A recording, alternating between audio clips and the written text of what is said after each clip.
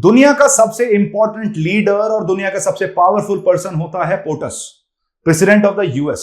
और इस साल यूएस के अंदर आपको प्रेसिडेंशियल इलेक्शंस होते हुए दिखेंगे, जो किसी भी पॉलिटिकल साइंस के स्टूडेंट के लिए और यूपीएससी एस्पिरेंट के लिए बहुत ज्यादा जरूरी है।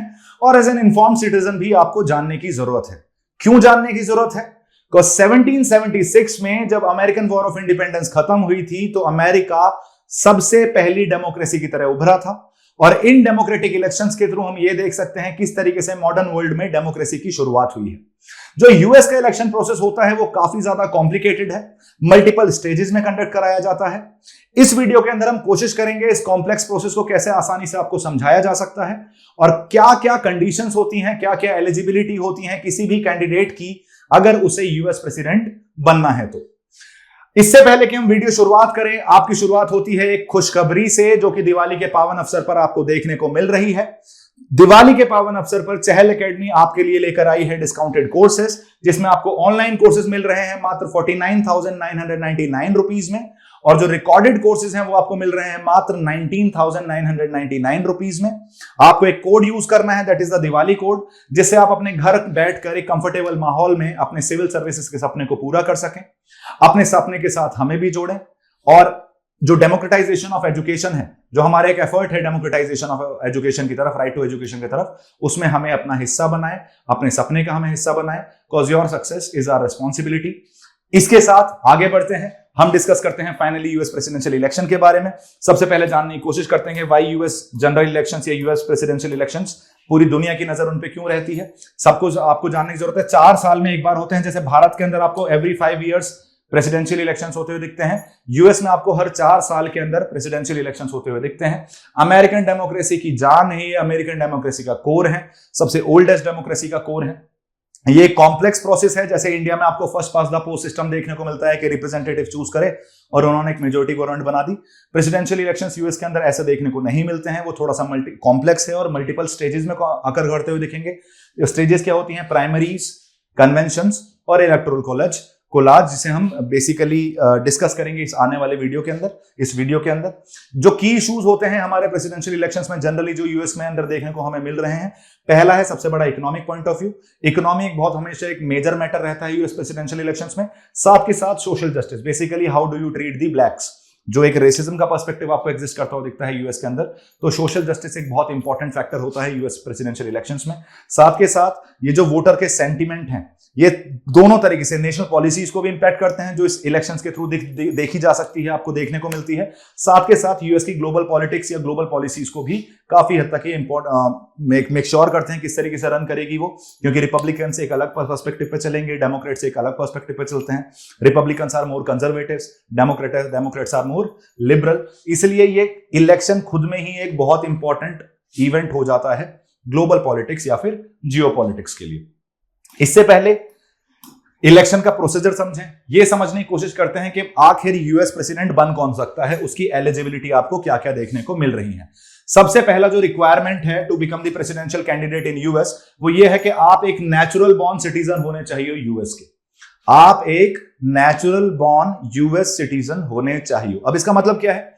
नेचुरल बॉर्न यूएस सिटीजन वो होता है जो यूएस सिटीजनशिप के साथ पैदा हुआ है। जब वो जो पैदा होते ही यूएस सिटीजन था, मतलब एक्वायर नहीं करी है यूएस सिटीजनशिप, नेचुरली उसे यूएस सिटीजनशिप मिली है। अब ये किस किस को मिल सकती है?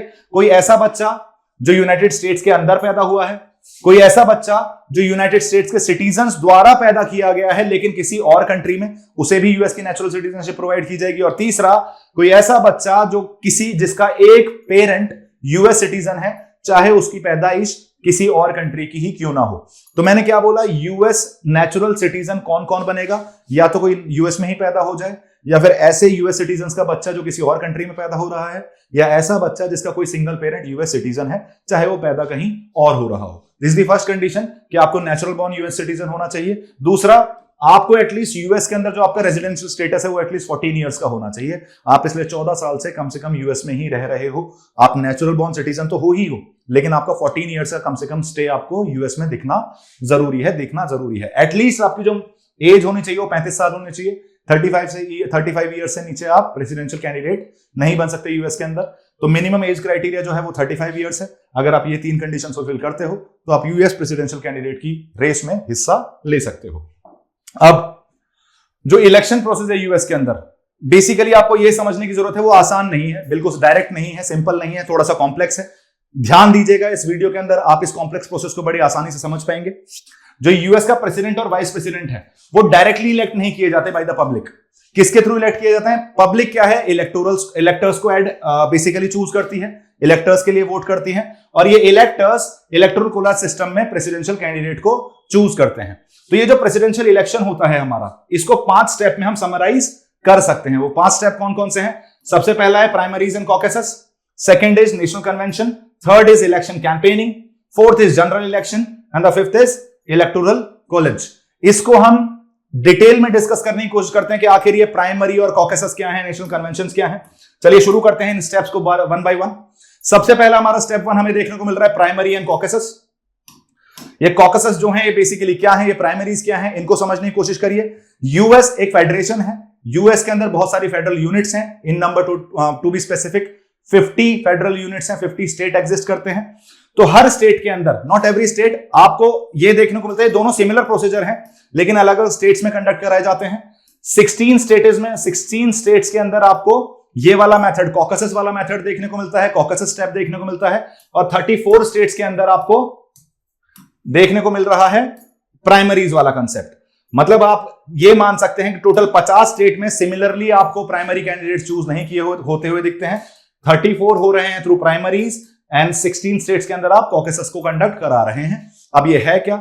स्टेट लेवल इलेक्शंस को हम प्राइमरी इलेक्शंस बोलते हैं, जहां सारे पार्टी मेंबर्स मिलकर अपने प्रेफर्ड कैंडिडेट के लिए वोट करते हैं जो उन्हें रिप्रेजेंट करेगा जनरल इलेक्शन के अंदर। आसान भाषा में आप इलेक्टर्स को चूज कर रहे हो। लोग जो हैं वो अपने फेवरेबल पार्टी कैंडिडेट्स को क्या करेंगे? चूज करेंगे कि भाई ये कैंडिडेट हैं जिनको प्रेफर किया जा सकता है for the US presidential race. State level पे, डिस्ट्रिक्ट लेवल पे आपको ये चीज होती हुई दिखती है। आप अपने प्रेफर्ड कैंडिडेट्स को चूज करते हो और उनको बोलते हो कि आप हमें रिप्रेजेंट करने वाले हो, you are my representative in the general election. ये जो कैंडिडेट्स हैं ये एक दूसरे के अगेंस्ट कंपीट करते हैं जनरल इलेक्शन के अंदर, और जब जनरल इलेक्शन में कंपीट करते हैं तो इवेंचुअली आप फाइनल कैंडिडेचर में पहुंचेंगे कि कौन सी पार्टी को कौन रिप्रेजेंट कर रहा है। तो आसान भाषा में डिस्ट्रिक्ट स्टेट इलेक्शन में आप चूज कर रहे हो कौन कौन से प्रेफर्ड कैंडिडेट्स हो सकते हैं। ये जो सारे प्रेफर्ड कैंडिडेट्स हैं ये आपस में फिर लड़ेंगे और फिर निकल के आएगा पार्टी का एक सिंगल कैंडिडेट जो प्रेसिडेंशियल इलेक्शन में आपको फाइट करता हुआ दिखेगा। जो प्राइमरीज हैं डिफरेंट टाइप के हैं, close primaries, semi close, open and semi open primaries. 34 states में जैसा मैंने आपको बताया ये प्राइमरी इलेक्शंस कंडक्ट होते हुए आपको दिख जाते हैं। सिमिलर सा ही दूसरा तरीका रिप्रेजेंटेटिव चूज करने का at the decentralised level, at the state and district level, वो होता है कॉकसेस। ये आपको 16 स्टेट्स में यूज होता हुआ दिख रहा है, जैसा मैंने आपको पहले ही बताया। ये एक ऑल्टरनेटिव है प्राइमरीज का, कुछ वैसा ही देखने को मिलता है। कॉकसेस लोकल मीटिंग्स को बोला जाता है, जो रजिस्टर्ड पार्टी मेंबर्स करते हैं डिस्ट्रिक्ट में और स्टेट लेवल पे। अपने ये प्रेफर्ड कैंडिडेट्स को भी इसी की तरीके से चूज कर रहे हैं और जो पार्टी मैटर्स हैं वो भी कॉकसेस में आपको डिस्कस होते हुए दिख जाते हैं। इवेंचुअली ये अपने कैंडिडेट्स को सेलेक्ट करेंगे और नेशनल पार्टी कन्वेंशन में वो उनको रिप्रेजेंट भी करते हुए दिखेंगे। तो हमने फर्स्ट स्टेप में दोनों चीजें देख ली हैं, प्राइमरीज एंड कॉकसेस। 34 स्टेट में प्राइमरीज के थ्रू आप इलेक्टर्स को चूज कर रहे हो या फिर अपने प्रेफर्ड कैंडिडेट्स को चूज कर रहे हो, और इवेंचुअली और बेसिकली जो इलेक्टर्स टर्म यूज करना गलत है प्राइमरीज में। Basically you are just electing your preferred candidate, जिसमें से आपको एक प्रेसिडेंशियल कैंडिडेट इवेंचुअली इलेक्ट होता हुआ दिखेगा। सेम गोज विद कॉकसेस, बस डिफरेंट है कि 16 स्टेट एक अलग तरीके से करते हैं और 34 स्टेट्स एक अलग तरीके से कर रहे हैं। स्टेप 2 है हमारा नेशनल कन्वेंशन। ये नेक्स्ट स्टेप है, जब एक बार आपने अपने प्रेफर्ड कैंडिडेट चूज कर लिए हैं तो फिर नेशनल कन्वेंशन कराया जाएगा। जब प्राइमरी एंड कॉकसेस सेलेक्ट किए जा चुके हैं हर स्टेट में, तो एक नेशनल कन्वेंशन कराया जाता है जिसमें पार्टी का प्रेसिडेंशियल नॉमिनेशन सेलेक्ट किया जाएगा। For example different preferred candidates आए, हर स्टेट में से पार्टीज के प्रेफर्ड कैंडिडेट्स इलेक्ट होते हुए आते हैं। अब ये जो प्रेफर्ड कैंडिडेट्स हैं आपस में लड़ेंगे, इनमें से फिर कोई एक चूज किया जाएगा। वो कौन होगा? जो फाइनली उस पार्टी को प्रेसिडेंशियल रेस में रिप्रेजेंट करने वाला है।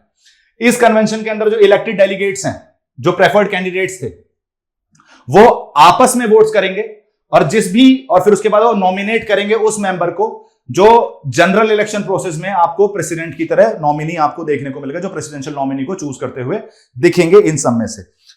इसके ऊपर थोड़ा सा कम फोकस कीजिए, मैं जो बोल रहा हूं उस पर थोड़ा सा ज्यादा फोकस करना, आसान भाषा में समझोगे। प्राइमरीज और कॉकसेस ने कुछ डेलीगेटेड मेंबर्स चूज किए, कुछ प्रेफर्ड कैंडिडेट चूज किए। ये तो चल रहा था स्टेट लेवल पे। अब नेशनल कन्वेंशन क्या होगा, हर स्टेट से कुछ प्रेफर्ड कैंडिडेट्स आए हैं, ये सब आपस में भिड़ेंगे, इनमें से कोई एक सिंगल कैंडिडेट निकल के आएगा, फिर जो उस पार्टी को रिप्रेजेंट करेगा प्रेसिडेंशियल इलेक्शन में। ये है ये चीज आसान भाषा में। हर पार्टी नेशनल कन्वेंशन में अपना वन प्रेसिडेंशियल कैंडिडेट फाइनलाइज करती है और साथ के साथ एक वाइस प्रेसिडेंशियल कैंडिडेट भी फाइनलाइज करती है कि जी रिपब्लिकन से कौन प्रेसिडेंशियल कैंडिडेसी के लिए जा रहा है और कौन वाइस प्रेसिडेंशियल कैंडिडेसी के लिए जा रहा है। Same goes with Democrats as well, right. तो ये अब तक आपको समझ में आ गया। First step is primaries caucuses, second step is national convention, third is general election campaigning. इसमें आपको क्या देखने को मिल रहा है कि जैसे ही आपने प्रेसिडेंशियल कैंडिडेट चूज कर लिया है, उसके बाद आपका शुरू होता है थर्ड स्टेज, जिसे हम बोलते हैं कैंपेनिंग पर्सपेक्टिव। जैसे हमारे भी आपको इलेक्शन कैंपेनिंग देखने को मिल जाती है।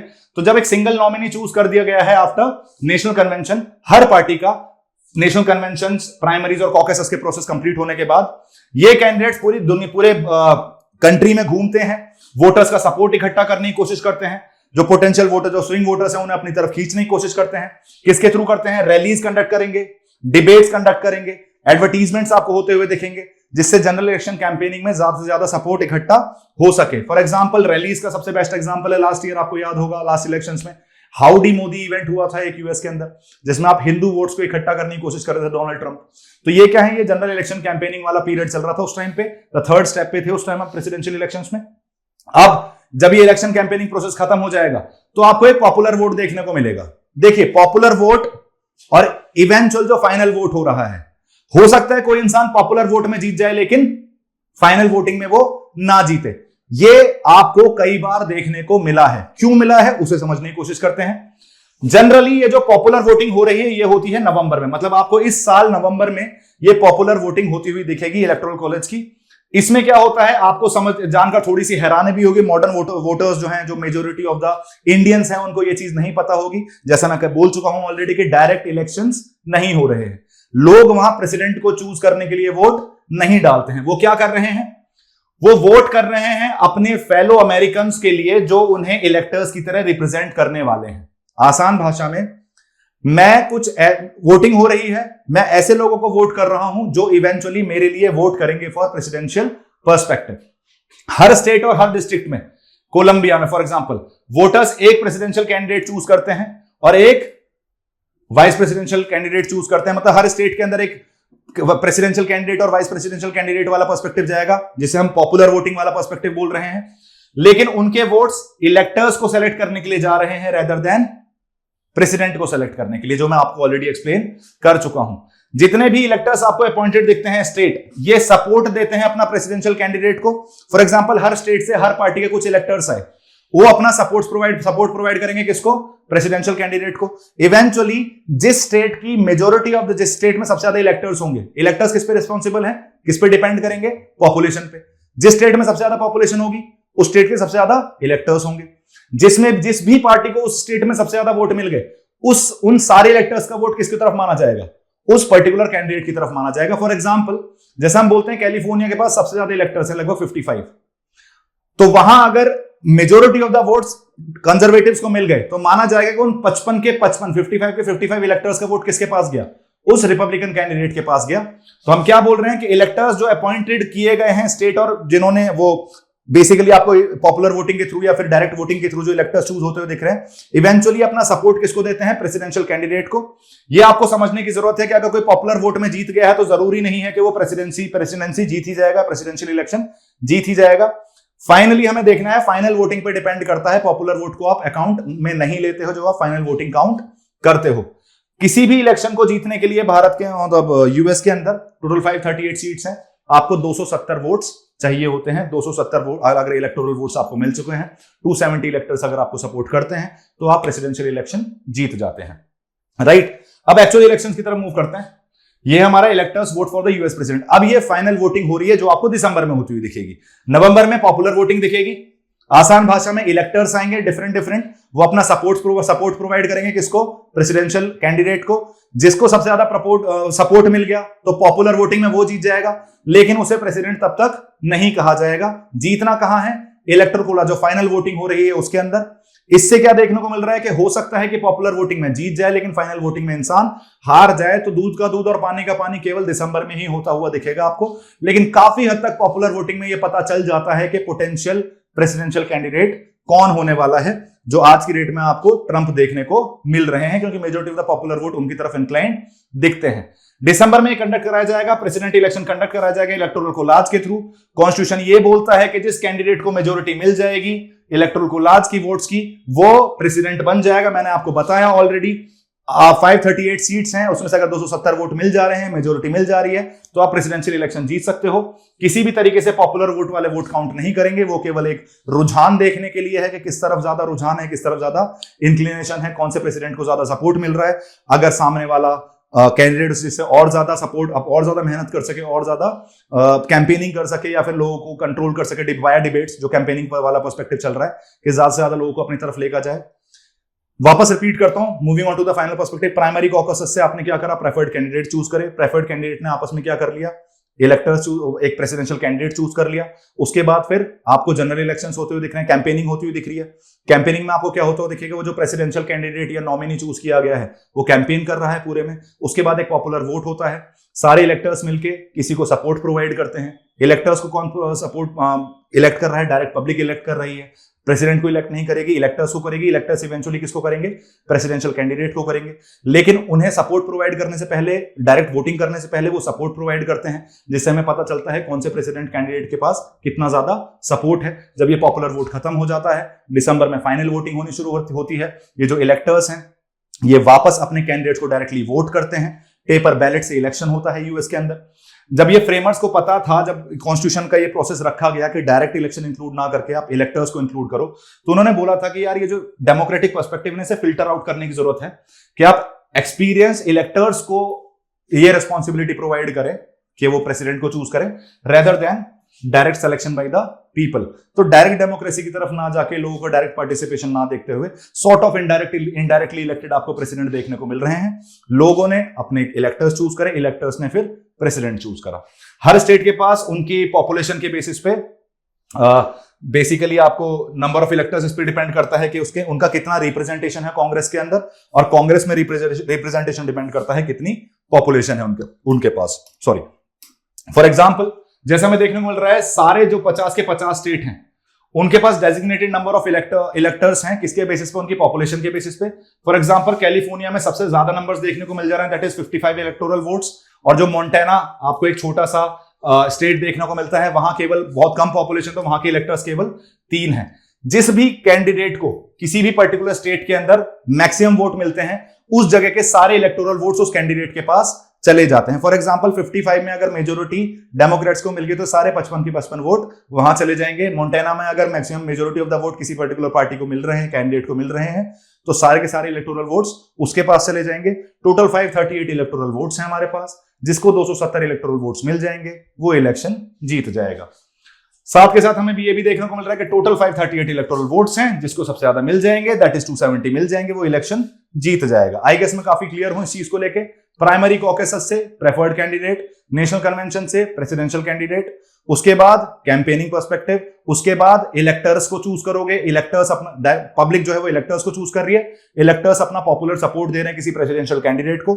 इवेंचुअली दिसंबर में फाइनल वोटिंग, इलेक्टर्स वोट करेंगे अपने अपने प्रेसिडेंशियल कैंडिडेट के लिए, जिसके पास भी जिस स्टेट में सबसे ज्यादा मेजोरिटी आ जाएगी, उस स्टेट के सारे इलेक्टोरल वोट्स उस पर्टिकुलर कैंडिडेट के पास चले जाएंगे।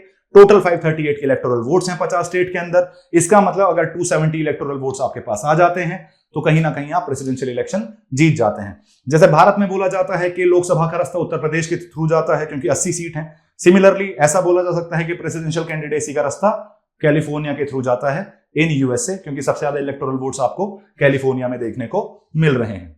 आगे बढ़ते हैं। ये हमें यूएस का मैप देखने को मिल रहा है, डिफरेंट स्टेट्स देखने को मिल रहे हैं जहां से आपको वोटिंग होती हुई दिखती है। हर स्टेट को आपको नंबर ऑफ स्टेट्स नहीं जीतने हैं, आपको नंबर ऑफ इलेक्टोरल वोट्स जीतने हैं। तो जितनी ज्यादा पॉपुलेटेड एरिया को आप जीतने की कोशिश करते हो, उतने ज्यादा आपके पास इलेक्टोरल वोट्स आने के चांसेस बढ़ जाते हैं। इस पूरी नॉलेज को ध्यान में रखते हुए, इस पूरे वीडियो को ध्यान में रखते हुए आपके सामने ये सवाल है, इसको आंसर करने की कोशिश कीजिएगा please. Discuss the significance of the electoral college in US presidential election system, analyze its advantages and disadvantages, and reflect on how it impacts the representation of popular vote in the election outcome. How might the system be reformed to better align with democratic principles? Definitely इसे attempt करने की कोशिश करिएगा। Election year है US के अंदर, UPSC बहुत ध्यान से देखती है ऐसी चीजों को। प्रीलिम्स के पर्सपेक्टिव से आपके लिए क्लैरिटी होनी चाहिए कि कैसे इलेक्शन प्रोसेस हो रहा है यूएस में। मेंस ओरिएंटेशन से आपको एक लार्जर पर्सपेक्टिव में समझ में आना चाहिए कि क्या क्या डायमेंशन इफेक्ट हो रहे हैं, किनको आप डेमोक्रेटिक कहोगे, किनको आप डेमोक्रेटिक नहीं कहोगे, और इन सब चीजों को ध्यान में रखिए। आंसर आप अटेम्प्ट करोगे तो आप बेटर रिटेन भी कर पाओगे इन चीजों को। ऐसे ही इंफॉर्मेटिव वीडियोस के लिए हमारे साथ जुड़े रहिए चहल एकेडमी पर। Subscribe to our YouTube channel and have a good day.